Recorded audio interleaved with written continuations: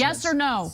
I don't think that's illegal. I do not think, you don't think that's anything illegal. That's been laid out. Okay, you don't value our democratic process. I mean, you just came on my show. You don't know my name? My name's Anna. I don't, actually. I thought I was talking to Cenk. What's your name? The level of obsession. I mean, the Trump derangement syndrome. It's really sad. He's polling at 59%, brother. You're polling at 7%. What do you mean a Trump derangement syndrome? Welcome back to Rattlesnake TV, guys. Today we're going to be discussing the recent debate between Vivek Ramaswamy and Anna and Cenk from the Young Turks. Now, there are many interesting and crazy things happening around the world at the moment. So the last thing you would expect is for these journalists to be begging for an orange man bad moment this entire interview, right? I wish it was so.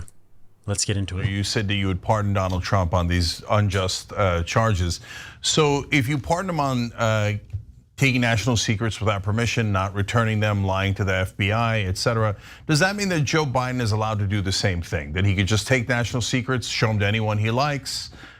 Even after he's president, he could just take the documents, bring them home, show them to anyone he likes, and maybe other people too, anyone who's got access to national secrets. Can they just show them to everyone? Or is it just a special privilege that Donald Trump gets to have because you like him? Well, it is whether you like the law or not, I believe in this thing called the law. And the law does give what's that? I say I'd love to see it because Donald Trump has broken about a dozen laws, and you'd say you'd pardon him on every one of those criminal actions. Well, so okay, prove it. I think part of the reason why is that those laws that are alleged to be broken, I don't believe have been broken here. If I did believe that and believe it was definitive, then I wouldn't adopt the position that I do. Every case brought against him levels a novel legal theory never before used. So for the particular case that you asked about, and I believe in getting into details, details matter. If you're gonna convict somebody criminally, yes, the details doggone well matter.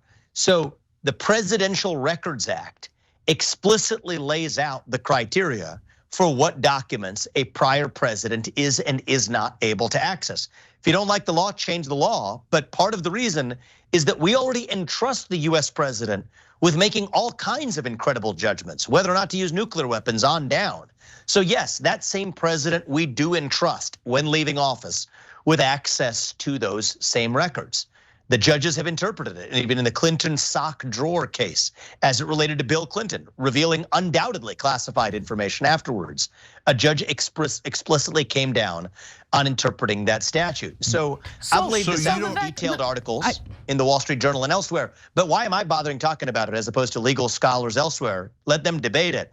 My job is to unite this country, and I do not think it sets a good precedent when the president of the United States and the Justice Department under him uses police force to indict its political opponents in the middle of an election and then issue gag orders to say that that opponent during the presidential election can't even talk about that relevant set of issues. I just don't think that's a good precedent, and I don't want to see that in one direction or the other. That's wrong. Do you believe it's a good precedent to implement a slate of fake electors to overturn the results of our democratic process and go against the will of the American voters? Guys, if you're enjoying this video and if you don't mind taking a second out of your day to leave a thumbs up just below there, it would help me enormously to get this out to many people. And also, if you haven't subscribed to the channel, if you're new here, or if you've just been thinking, not sure about this guy, what are you waiting for? Back to the clips. So look, I think that there were serious issues that need to be discussed relating to election integrity. However, I would not have made those same judgments that Donald Trump did. This, though, belongs to the voters. This is a judgment for the voters of this country, not a judgment for a justice system that lands people in prison as its ultimate goal, especially political opponents. I just think that's bad for the United States of America. Okay. So leave it to the voters. Trust the voters to make the decision of who governs, instead of trying to take it out of the voters' hands. And I don't think that should be a controversial idea. Yeah, it's definitely controversial because what you're saying is leaving it to the voters is controversial. No, not that. Hold on. When the former president broke laws, including going against the will of the American voters by implementing a slate of fake electors, which were noted as such in memos passed around within the Trump campaign. They were referred to as fake and fraudulent electors by Trump's co-conspirators. That is part of the evidence. Another piece of evidence that I think is compelling, to say the least, is that they had fake electors in the state of New Mexico, which had absolutely no pending litigation in regard to election fraud. We have a court and a legal system, and if you want to go into the details of this, The First Amendment absolutely protects, and courts have held this for a long time, dating back to a case called Alvarez, I think it was in 2012, that political officials, including candidates for election, unfortunately, like it or not, have the First Amendment right not to tell the truth. That's just a fact. It's not something that we should necessarily. So Donald Trump was lying. So Donald Trump was lying. That's for the courts to decide, but what I'm telling you guys. So then he should be tried. If it's for the courts to decide, and we live in a country of laws, and he's being charged with a very important criminal act, why do you get to decide instead of the court system and say, oh, just let him off, who cares what the evidence is? Because nobody else has been charged under the same set of facts. Because no one else tried to do a coup against America with a fake elector scheme. Do you know a second person who's ever been accused of that? We've had contested elections dating back to the late 1800s in this country, and a lot. Yeah, but no one ever did fake electors and tried to do a coup, Vivek. So are you saying, because this is really important, because good for the goose is good for the gander. So you're saying Joe Biden on his way out can take any national secrets and show them to anyone he likes. He could, maybe you could even sell them, whatever. He could just take them. Who cares? He can sell them. And hold on. I'm pretty clear about this. Okay. Can't sell them. Okay, all right. But if Donald Trump is charged with selling them, are we allowed to try him then, or do we just have to let him go no matter what he's charged with? We're going to be on for most of an hour, so I think it's just important for you to understand something about me. I care about the details. Facts actually matter. I don't care about the details random as well. jousting. And you just implemented. Quote Vivek, I care about the facts, not just random jousting of verbal diarrhea. Well said, sir. Imagine getting a presidential candidate on your show and then asking them a question and then interrupting them and screaming at them with your emotionally unhinged Trump derangement syndrome rants. Like Vivek said, nobody else has been tried under these facts. And honestly, I find it inexcusable and just pathetic that these pundits will sit there and cheer as a president is prosecuted. They are so attached to the idea of Orange Man bad that they're willing to just look past and make excuses for all of the heinous corruption if it just means that their enemy is punished. I mean, the relentless media campaigns and smears against Trump, the Russia collusion narrative, the Hunter Biden laptop story being hidden, and all of the inconsistencies with the 2020 election, which President Biden definitely won. He definitely got the most votes in American history, 81 million, more than 81 million, because he is just that guy. He's just so popular. It makes all the sense, especially after watching Dinesh D'Souza's film 2000 Mules. And I don't know if anybody really watches the Young Turks in any serious way anymore. I mean, I'm sure they've got their audience, but you read through the comments on these videos, if you just go from the newest comments, and 90% of them are all in favor of Vivek. Getting ratioed like that in your own comments really says something. And their title is Cenk and Anna Destroy Vivek. And I mean, this is YouTube, so clickbait is a must. But if you're gonna do the clickbait, you must make sure that you deliver on it and exceed expectations, or else people won't click again. If by destroy Vivek they meant cry about Donald Trump, then sure, but don't think that's what they meant. And now let's watch Anna interrupt Vivek and then yell at him 2.5 seconds later for interrupting her. For most of an hour, so I think it's just important for you to understand something about me. I care about the details. Facts actually matter. I don't care about the details random as well. jousting. And you just implemented a law having to do with political speech of a president and extended it to the actions of the president. If the actions of the president are criminal, he should be held to the same. Excuse me, I'm still speaking. Can you please let me finish my statement? Yeah. Okay? If the actions of the president happen to be illegal actions, especially in the context of our democratic process, you genuinely believe that that individual should not be held accountable for what he engaged in. You think that any former sitting president of the United States can attempt to steal elections, can attempt to implement fake electors and go against the will of the American people. Is that what you're arguing here? And I just want to address you correctly. What's your name? I mean, you just came on my show. You don't know my name? My name's Anna. I don't, actually. I thought I was talking to Cenk. What's your name? My name is Anna. Anna, good. No, we're gonna be chatting for a while. I just wanted to address you conversationally. Should have prepared for the interview ahead of time. Well, Anna, you guys invited me on your show. I'm making some time for you guys. I'm happy to have the open debate. Let's get some facts actually straight here. I thought you were detail-oriented. I don't know. It's just you're the one. You are making. I didn't mean that as a personal affront, and I promise you. And I'm looking forward to getting into substance with you. So the reality is, you're making an assertion that he broke the law, and then everything that you're doing is working backwards, making a legal judgment on a complex legal theory that has never been brought against a defendant. in American history. So that's a circular reasoning. It's a circular loop. No, what I would prefer no, to it's do not, is measure Vivek. the facts. That doesn't make any sense what you're saying. There's never been somebody Vivek, we're not making on this legal theory. But Vivek, you're going in circles. Hold on, let's be clear. Nope. So we're not making the assertion. Prosecutors are making that assertion. And you're saying, do not let the prosecutors do their job. Foreclose that. I don't want to discuss this. Hold on, let me finish. So can Joe Biden do a fake elector scheme and just make up electors and declare himself president as Donald Trump wanted to do? And you admitted earlier he is lying. Donald Trump was lying. And so can Joe Biden lie and say, I've got fake electors, and I'll even call them fake electors, and then you're not allowed to prosecute them because you just said, that's it. No one's allowed to prosecute former presidents. Go ahead. So is Joe Biden allowed to do the same exact thing Donald Trump? Let me just ask you guys a question, because I think I'm getting a sense for your command of the details here. Which case would you like to talk about? There are four pending cases. Go ahead, fake electors. Is Joe Biden allowed to do the same fake electors? One of you is talking about documents, and one of you is talking about because he broke so many laws. But let's stick with fake electors. Go ahead. Which one would you like to discuss? Fake electors. Go ahead. Yeah. So there is no crime here that can be charged. That's the answer. There's no relevant crime. Now, can voters take this into account when determining who their next president is? Absolutely. That's exactly how our process works. But our Constitution has a process that has been followed, and it was followed here. And the US president absolutely, even if he's the outgoing president, has an opportunity to share his opinion, even if those opinions are not true, and if that's found in a court of law. I don't have a view on that, but that's what the allegations are. That's what a court of law is, Vivek, but you're saying we're not allowed to go to a court of law. I'm not saying that you're not allowed to. I'm saying that I would pardon him because I think that these do not match the actual law that the Supreme Court has held applying to these set of facts. And I think it's a bad judgment for the US Justice Department to bring this case because it divides the country and it sets an awful precedent that will now be used going forward for years unless we do something about it.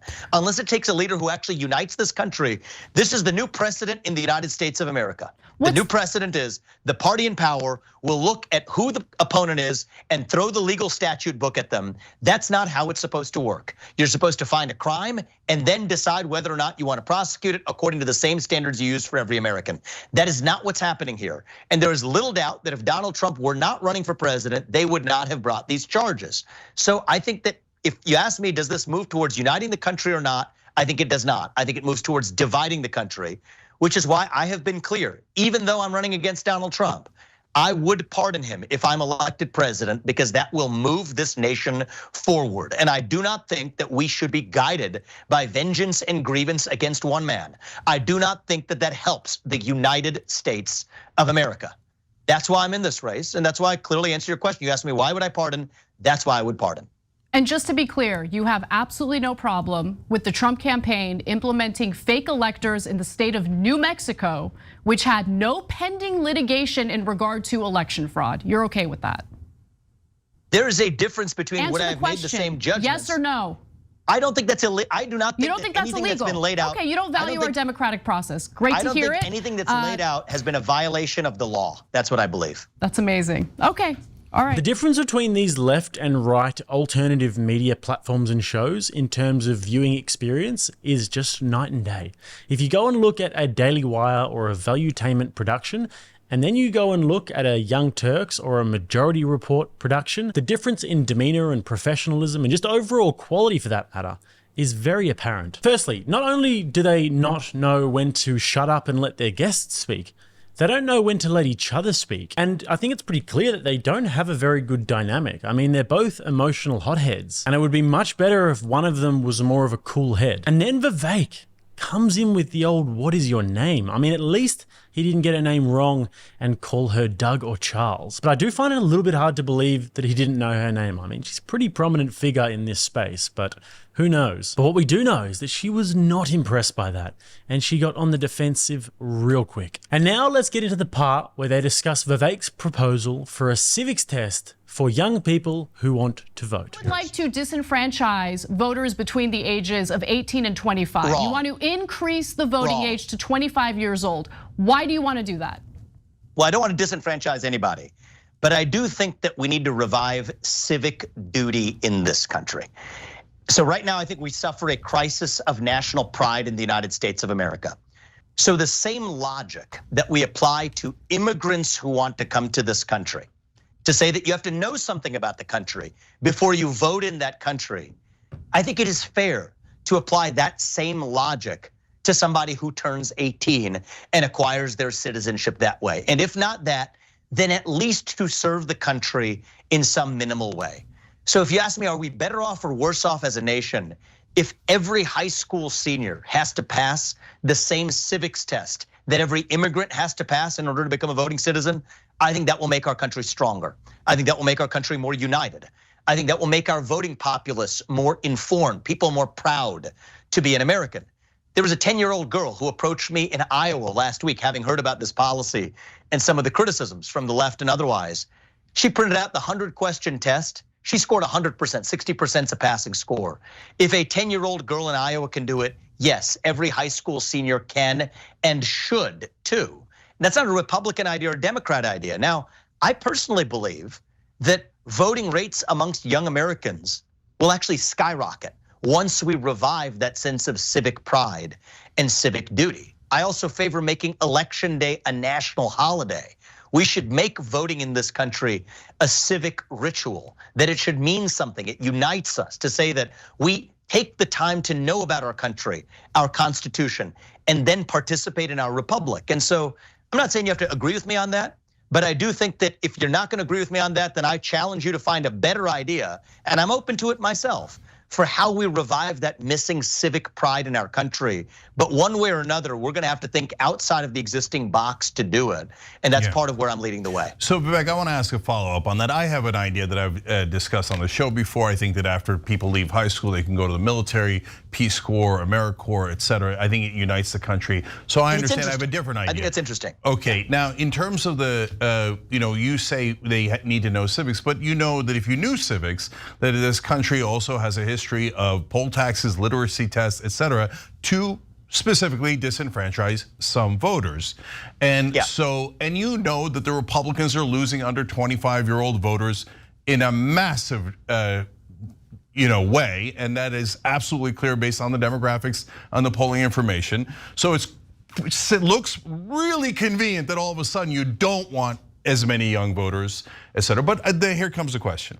So if we did your literacy test, your civics test, and it turned out that 80% of Republicans don't pass it, but 60% of Democrats do pass it. So it's a massive, massive disadvantage for Republicans. You just can't get your ignorant young folks, it's a hypothetical, ignorant young folks that are Republicans to pass any of these tests. Are you still okay with saying, no, 80% of Republican voters that are young, you can't vote because you're too ignorant? I'm okay with it regardless. And I think that the reason we apply the standard is, think about the logic. The poll taxes, a lot of those were made with the explicit purpose of disenfranchising specific groups of people at a point in our national history when we were coming off of some inequitable treatment historically in the eyes of the law. Thankfully, we've moved up forward this country many decades past where we were even in the civil rights movement. Now today, we do, I will remind you, there's a reason why we require every immigrant to this country to know those things before they vote. That's a good thing, by the way. I think that's important. But that same logic, if an immigrant has to know it in order to vote, I don't think it is wrong to say no matter what your skin color or what your political affiliation, you should know the same things about the country at minimum to vote. Okay. And to those for whom you say tests aren't everything, there's a separate point I've built in. 6 months of service to the country in a first responder role or a military role. But the point is, you've got to have some skin in the game, or else you really have no way to play in the game. I think English should be the only language at the voting box. So Vivek, if you don't know that there is no such thing as fake electors, then I guess we would disqualify almost all Republican voters, right? Look, I think that you could take that civics test, see how you do. I challenge you to do it. My sense is, my guess, you'd probably do pretty well. I already took it. I'm a naturalized citizen, so yes, I killed it. So you'd have a, I crushed it. You'd have a different. And I guarantee you, I would do a much better. So you yourself were an immigrant to this country. Great. Yes. My sense is that many people find this a little too frightening until they take a look at it, and then you say, hey, if somebody's voting for president of the United States, do we think it's important that they know what branch of government the US president leads? I think most people think that's a legitimate thing. I don't think Donald Trump to knows that. Are you positive Donald Trump would pass your test? He took a dementia test and thought it was an IQ test. He thinks you could suspend the Constitution for no reason. I think you guys he have thinks an you could do martial law. I'm sorry, that's the greatest president of the 21st century. Yeah. I think I'm interested in the future of the country, but I'm not interested in particularly psychoanalyzing another individual who seems to be your obsession for the day. No, when but there's Vivek, actually a lot more to talk about. I don't know why you're even running against him when you say he's the greatest. It's so funny there how Cenk was trying to do this like tongue-in-cheek diss of Republicans, essentially saying that the young Republicans are the ignorant ones and that such a test would actually favor the young Democrats, which is just such a laughable claim. I mean, just look at the activist groups amongst young people. What do the young conservatives do? They go and join up with a TPUSA chapter, or they're involved with the Young Americas Foundation. What do the left-wing activists do? They start a BLM chapter or an LGBTQ rights march. They protest against fundamental Christian American values and in favor of other random countries. Now, which of these groups do you think is more likely to excel at a civics test? It's just a complete and utter no-brainer. And here's another pretty simple test that we're actually seeing right in front of us. One side is arguing for young Americans to be able to know the basics about their country, and the other side is arguing against it. And no doubt, there's definitely a little bit of get these young university activists out of the voting pool going on. And to be honest, if they can't pass a civics test, then good idea. Who would want a 19-year-old university activist with pink hair voting who doesn't know when the country was founded and would like to see open borders and socialism? This girl right there just ate the Amtos flyer. Back it up! Back it up! Pussy! Pussy!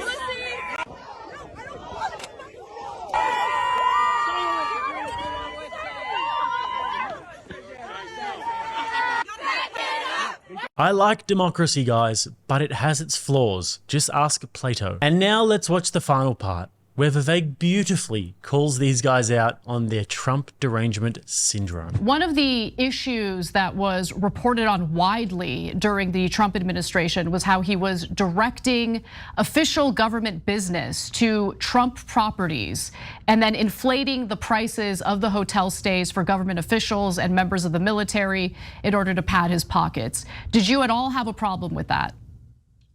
So, have those facts been reported in the same way that these other facts have been? I don't know.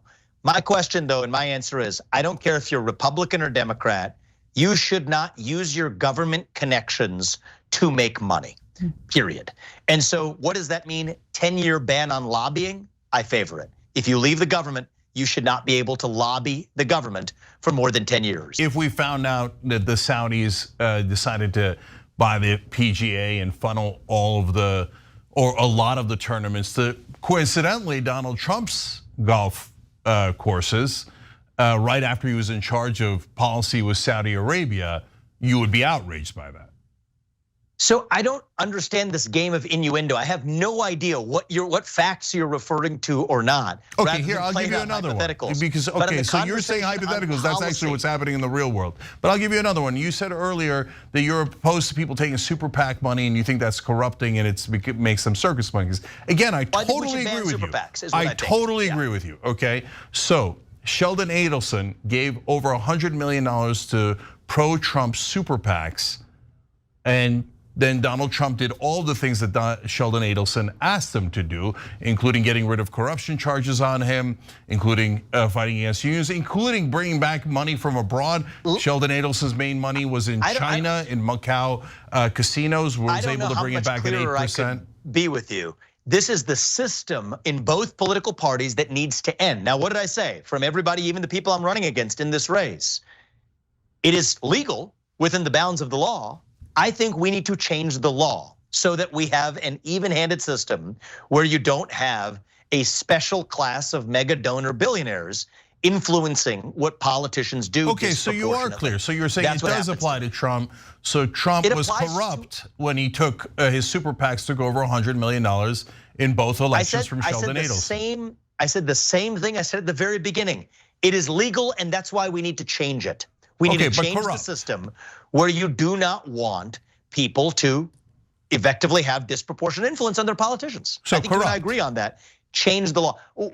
What's the game you're trying to play? No, I'm just trying to understand. It is a corrupt system. And Donald Trump participated in that corrupt system and is part of that corruption. That's okay. You're running against him. There's nothing wrong with that. I agree with you. I really don't. The level of obsession. I mean, the Trump derangement syndrome. It's really sad. He's polling at 59%, brother. You're polling at 7%. What do you mean Trump derangement syndrome? Not only that. Look, in this country. But Vivek, you're running against. He's the #1 Republican candidate. You're running against him. What do you mean obsession? It's just befuddling that you refuse to call him out on anything. How many times has George Soros' son visited Joe Biden in the White House? And how much has George Soros too many given times Democratic for politicians? comfort. It doesn't Who matter. cares? My point is, we have no problem with calling that out. My point is, it's not useful because you could do this for every politician in America. That's the fact of the matter. And so, as I said in the beginning, a lot of these are good people tainted by a broken system. Some of them aren't even good people, they exploit it. But most of them, I've learned, are good people tainted by a broken system. Fix the system. I'm not running against any of those candidates. I know you want me to think I'm running against Trump. I'm not running against any of those candidates. I'm running against that system.